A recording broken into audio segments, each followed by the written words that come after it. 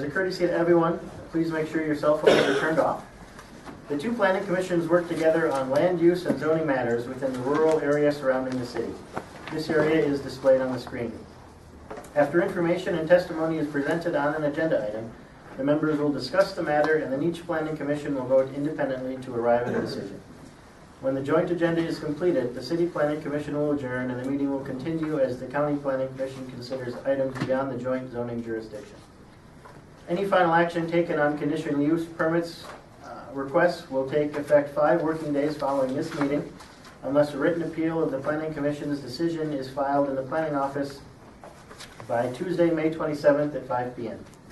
In the event of an appeal, the decision will be referred to the City Council and the County Commission for a joint hearing on Tuesday, June 24th at 5 p.m. Those meetings are held at Carnegie Town Hall. Final action taken on the text amendment will also be heard at the June 24th meeting.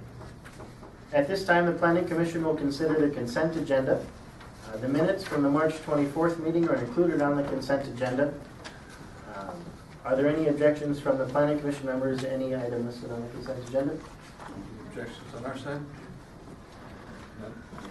And the consent agenda items are item number 1, approval of the minutes.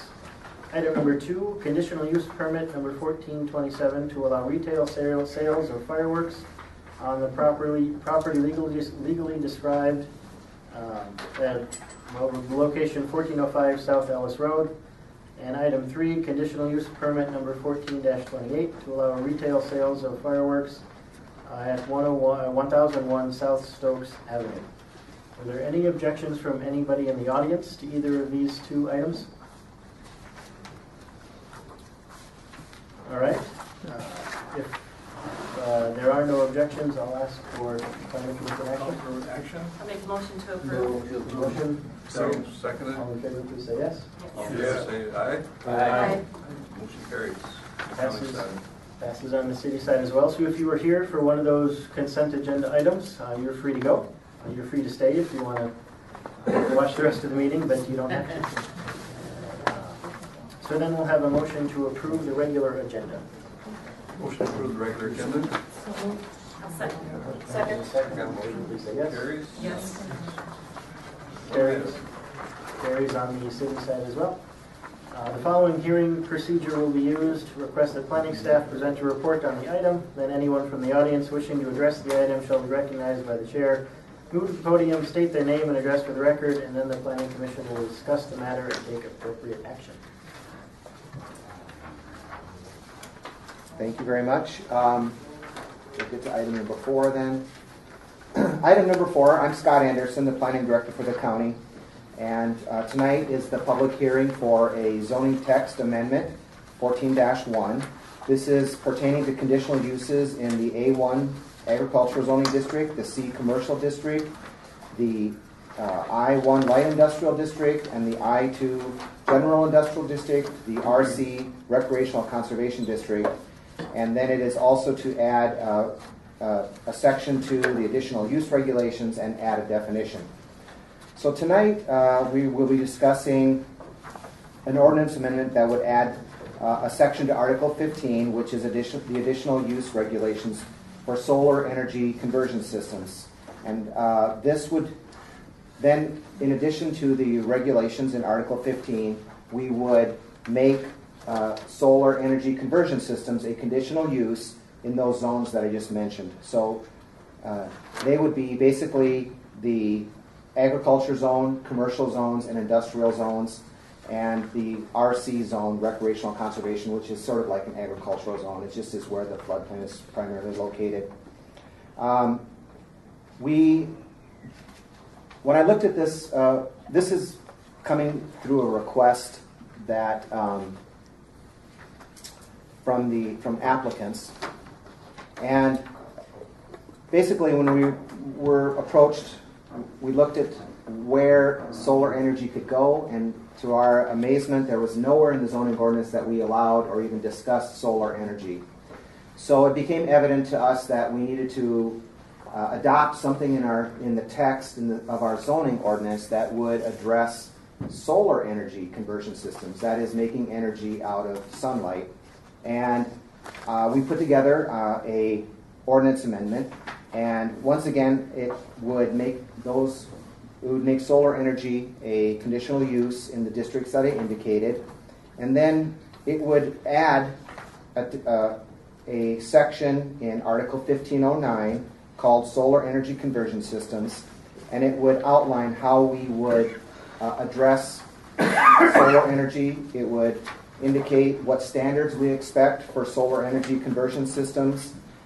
Those would be, for example, how we deal with signage for solar energy conversion systems, how we deal with public and private roads. So we make sure that any damage or that they take care of that if it's off a township road, they have a haul road agreement with the township to make sure that the road is in the same condition or better than when they found it. We have talked about dust control to make sure that there's not a dust problem, that there is a stormwater pollution prevention plan to make sure there's no erosion. We talk about setbacks and standards. And then finally, we talk about what we would want to see on a conditional use permit application. Basically, that would be a site plan, general information on the type, size, height, the rate of output of energy, etc.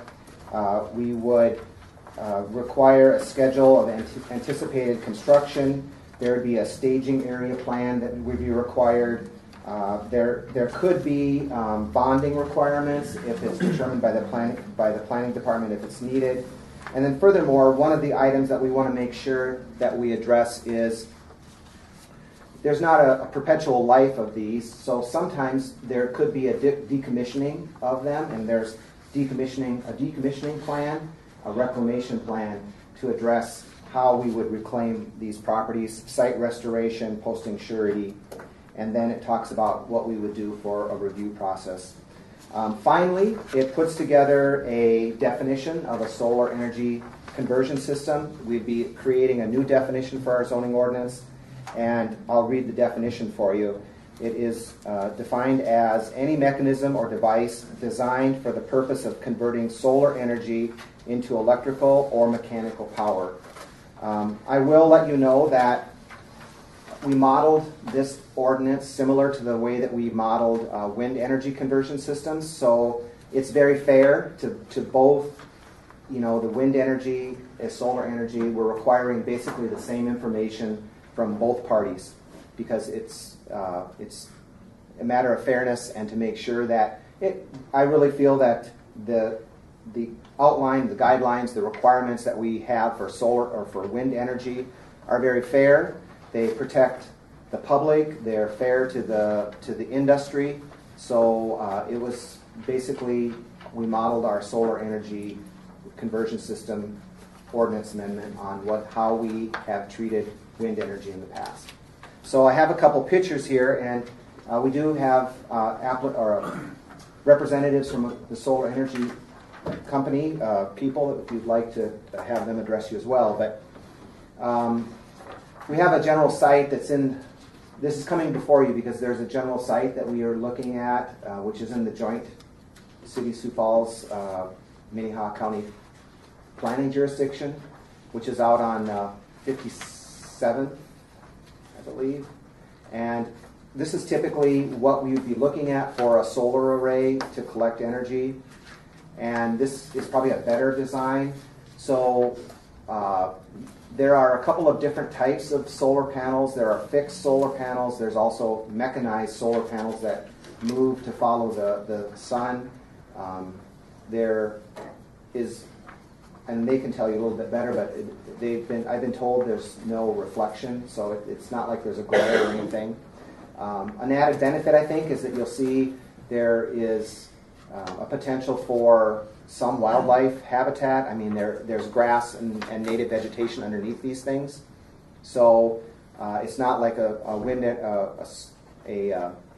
wind generator. There's no movement, so there would be no damage to any animals that may walk underneath it or anything.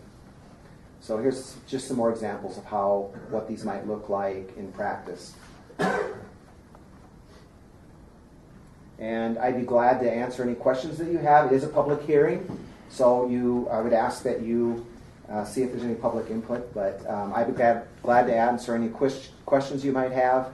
And this would be a hearing before the Planning Commission, and as the chairman indicated, this would also then go to the joint city-county commissions for final action in June. Any questions? Scott, you already kind of addressed it, but you said there's absolutely no reflection that comes off of these. I have seen some pictures where, you can even see it in that picture. There's a little bit of glare to them, but they're minimal. I wouldn't say they're glare-free, but it's not an issue where they are constituting a nuisance. I mean, really the intent is to try and capture as much sunlight as you want. So they design these so they capture as much as they can. So they don't want light glaring back. So it's not something that you feel like we need to have some kind of fence or something else to protect neighboring properties from this kind of solar farm? I don't think it's necessary. Okay. Thank you. Question, you talked a little bit about setbacks. Are those specified as to how far it has to be away from residents, or is that just a... It's setbacks off the property line, and we would classify it like a structure, which would be like a 30 or a 50-foot setback off the front, off the roads, and then the setback off the sides, which would be 7 feet. In an ag district, if it's in an industrial district, there could be some different setbacks, or a commercial district. Okay. Thanks. Questions? Mr. Chair. Yes, sir. Question. A good deal of time was spent in preparing this and getting it so that you have kind of a guideline for what needs to be done. And I'm curious, has any thought been given to reviewing this over time, because things do change? Well, there's certainly that option. The option is always on the table that we can periodically review our zoning ordinance, or our text of our zoning ordinance. So if there are changes in the industry standards, and it would warrant a change to our zoning ordinance, it would just be a matter of another text amendment to modify our zoning ordinance. And we have had that. We have had some tweaking, for example, of our arrows, wind energy. Even if you remember the wind energy conversion systems, we added a few things to that to deal with home wind energy versus commercial generation. Good. So there is a mechanism there that would allow review. And then just so everybody's clear, we're talking about the ordinance now, and then in coming months we would expect to see an application from Potentially, yes. some of these. So, and that's I'm glad you brought that up. As I indicated earlier, this sets into place in what zoning districts we would allow this as a conditional use. So any real proposal would come back before you with a very detailed plan, as I indicated, with a reclamation plan, a soil erosion plan, making sure that we have addressed how they're going to handle any road damage, or how they're going to use the roads. So I think that we have looked at this pretty carefully, and I will tell you, when we put together our wind energy conversion system portion of the zoning ordinance, I think there was a couple of planning commissioners on here, but we had long meetings with the PUC, and representatives from the PUC helped us really draft that. So I'm really comfortable with the wording, that it's very fair and fair to all parties, because if there are going to be citizen concerns, that's not to say that, we may have a citizen that shows up and says, I don't want to see, I want to see some screening fence. It certainly could be added. It's not saying that you could not add screening fence if we had a neighbor that said, I don't want to look at those all the time. So. Mr. Chair, Scott, is there an efficiency in size with these? In other words, is 320 acres more efficient than 160, 640?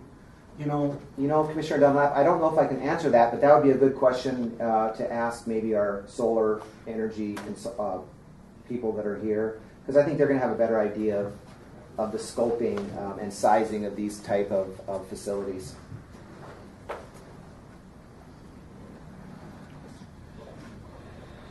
Doesn't look like any other questions. Okay. Do you want to have public comment, or did you want to have the folks from? I think we can just ask for public comment, and the representatives can come up and say whatever they'd like to say. Perfect. Then I'd look for anybody from the public that is interested in talking about this item.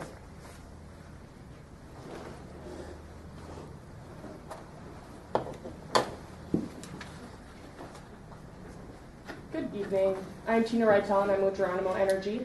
This is my colleague, Jordan Burmeister, also from Geronimo Energy. We appreciate the time today and appreciate you taking a look at the solar ordinance and putting these types of regulations into place. It's important for us and important for our industry to have these types of regulations in place when we are looking to develop in different areas.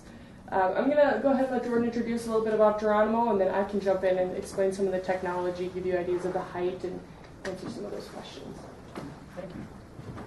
Good evening, Commissioners. Jordan Burmeister, as Tina mentioned, with Geronimo Energy.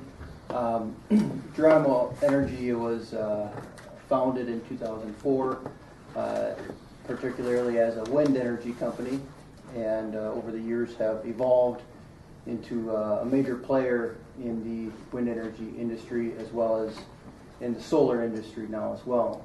Our company started, the founder grew up and has farming operation still today in Mountain Lake, Minnesota. And so our roots are in the rural areas of the Midwest. Here is our primary area of developing wind and solar projects. And we have worked with the county before on a transmission line that we constructed for the Prairie Rosemary Farm, which was in Rock County. And we built a 29-mile transmission route line to get that power down to the Split Rock substation just west of Brandon and between Brandon and Sioux Falls here.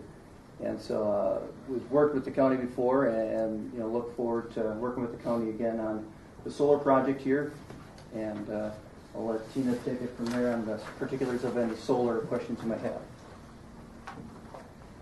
So generally, I think it's pretty easy for me to walk through some of the construction, just give you an idea of what you could expect from a solar project.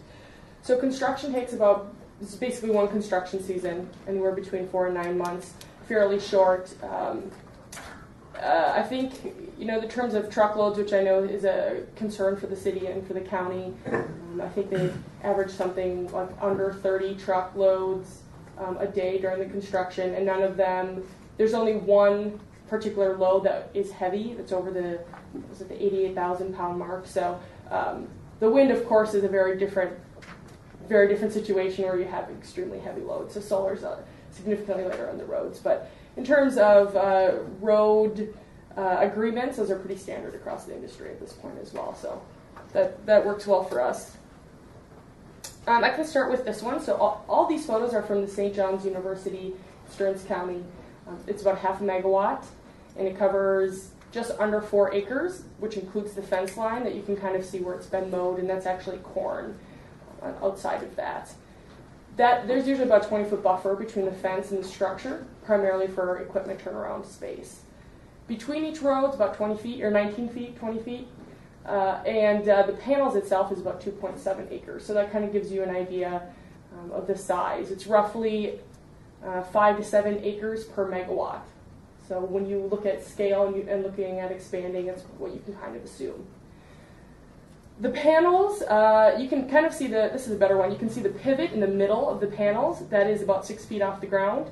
The solar can generally move with some rolling hills in the property, and so sometimes that post is a little bit longer when you're going down into kind of an undulation, and then a little bit shorter when you come up. In South Dakota, you don't have the snow loads like we do in Minnesota, or at least in this area, so you can probably keep them a little bit closer to the ground, but otherwise we try to keep them the bottom of the panel about 2 feet above for any snow shedding. The panels are 5 feet long and 3 feet wide, so they're generally under 10 feet as a tracking fixture. The ones that move with the sun, the fixed tilt, can be a little bit taller. We usually, to stay safe, we say under 12 feet. So they're low to the ground, which is really wonderful. And it's fenced in, so it'll be a chain link fence, usually barbed wire on top. It's basically a power plant, so we do have to provide insurance and security for that. The posts that you see there are just galvanized steel. Those are driven into the ground. There's no concrete. So as a matter of fact, it ends up solar is a pretty low impact development. Pretty easy. There's a lot of salvage value in the property or in the assets. So once redevelopment isn't generally an issue with the property, just because it's so, you just basically pull the posts out of the ground and your land is pretty much like it was before. Of course, revegetated, which helps for runoff. And the type of revegetation is still undetermined exactly where we're going to do it, because it just depends on the soil in the region wherever we are. We try to keep it nice so we can create a habitat, but without prevention of it growing into the panel. So there's a little bit of a balance that we have there. It's professionally maintained, so usually local industry for maintaining that grass and any kind of, if there happens to be snow issues. I get a lot of questions about hail. We basically compare it to your windshield. Is actually kind of a good way to look at it. These are rated at 1-inch hail, 50 miles an hour, and it's safety glass, so it won't shatter. But it's kind of like your windshield. You can break it, but you might have to swing a little bit. So that's kind of a good way to describe the what a solar panel can handle. Are they actually glass surfaced? They are. Yes, they are. They're textured, and they also have an anti-reflective coating, and they do that because Scott mentioned that it's the whole point is to absorb as much sun as possible. So yeah, it is glass, but it's a safety glass, so you don't have to worry about the shattering. What sort of maintenance do they require? I mean, do you have somebody that's there for hours of the day, or is it just kind of a drive-by and look? So we have remote monitoring, so that's pretty nice, but they do require maintenance, and depending on the size, the larger you get, the more maintenance it requires. They're modular, so a lot of it is if a panel is, for example, at St. John's, they actually had issues with the lawnmower kicking up pebbles, and so once you're not killing all the all the production with a couple holes, but you definitely decrease it. So just switching out that panel is fairly easy. In this picture, you actually can kind of see how they're looped together at the top of the panel, the black. It's pretty easy. It's kind of like a plug and play. So and then of course it is an electrical. It does create electricity. So a lot of electricians are needed. In this middle of this photo, you can see that there's a white and kind of green structure there. The white is an inverter, and the panels create DC power. You plug into AC power, so we need to invert that, change that from DC to AC, and that's what the inverter does. That's the white one. The green one is a transformer, which is what you see on the corner of your communities pretty regularly. So it doesn't require like a big substation, it's just a little transformer. I suppose it depends on the size. Yes, depends on the size. The size that we'd be looking at here does not require one. Is there much noise? I think power plant, I think of a little hum. Does it create a hum, or is it pretty well quiet? We say virtually noiseless. Of course, we can't say completely noiseless because it is an electrical piece of equipment that actually just the inverter is what makes noise, not the rest. So we're actually in the middle of noise studies, but I think it's something like 10 meters away. It's almost noiseless. So it's so quiet, and there's no lights at night. I know that can be a concern. I think on the wind side that tends to be a little bit of concern. So. Thank you. Other questions? Mr. Chair, curious about the land. Is it leased land where you place all these solar panels, or do you negotiate to purchase the land? So it's under option for either purchase or a lease. In this case, it is a purchase, but that's really a landowner preference. We do both. Okay. Go ahead. Yes. Is it your experience, or perhaps the solar industry's experience, if we do, or someone would request some screening, be it trees or some sort of fence, what sort of setbacks are required that wouldn't impede the sunlight on the facility? Do you have any experience there? That's a good question. We don't like trees because they grow, and so of course we like trees. That's why we're all we're here for the a lot of it is for the environment, but trees are something that we don't do. just because they do grow. If you do have trees, it's something like over 100 feet setback. So that makes a big difference in how we size things and where we design it. Okay, thank you. Mm-hmm. I'm assuming you guys have had a chance to look at the ordinance. Do you have concerns? Are you happy with what we put together? We did take a look at the ordinance and we thought it was great. We spoke with Scott about one or two things that we thought were, would help the solar industry as a whole. A lot of times it's not just Geronimo who can handle a lot of things. There's a lot of mom and pop shops that want to do things, and but it was pretty clean. We didn't have much to. So we're very happy with the ordinance. Tina, does it take sunshine to convert into electricity? Yes. So cloudy days not going to work? That's a good question. On cloudy days, they do not produce as much. They still produce, but definitely not as much. All those types of weather conditions are taken into account when we set up our financial economics, basically. It looks pretty exciting to me. It's certainly, it'll be fun to kind of see how this plays out. I feel good that our area is considered to have enough sunlight to entertain something. I'm thinking of the spring we're having. You have better sun here than as you move northeast from here, you get less sun.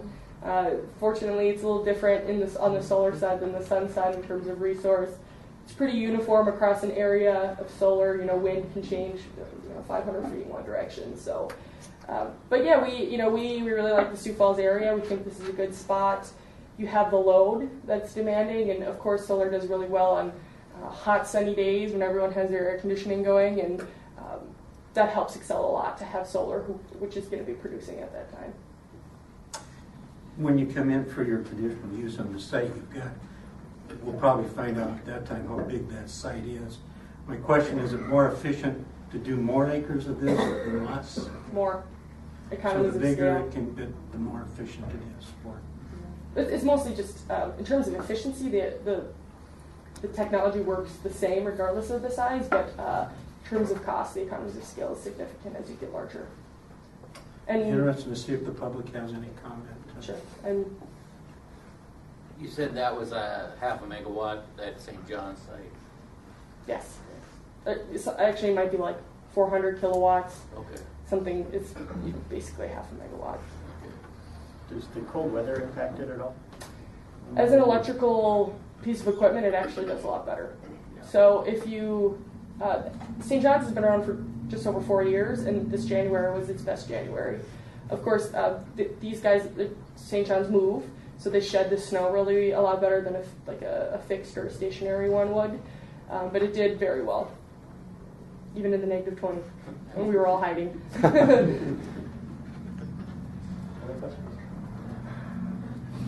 Well, thank you very much. Thank you, Jordan. Thank you. Did anybody else from the audience have a comment or a question or concern or thought?